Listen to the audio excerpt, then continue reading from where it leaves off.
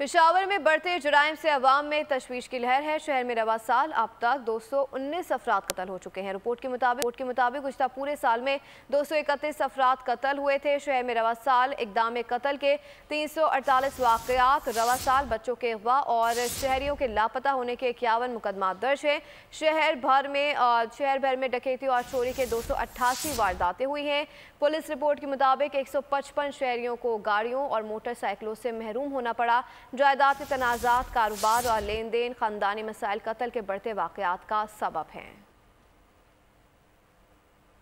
इस हवाले से मज़ीद जानेंगे नुमाइंदा पुलिस आसिफ शहजाद से। जी आसिफ, बताइएगा मज़ीद क्या इंकशाफात हुए इस रिपोर्ट में? जी बिल्कुल, पुलिस की जानिब से एक रिपोर्ट जारी की गई है जिसमें बताया गया है कि रवां साल में जो कत्ल मुकातले की जो दुश्मनियाँ हैं और दीगर वारदातों में 219 अफराद अब तक कत्ल हो चुके हैं, जो कि बहुत बड़ा फिगर है।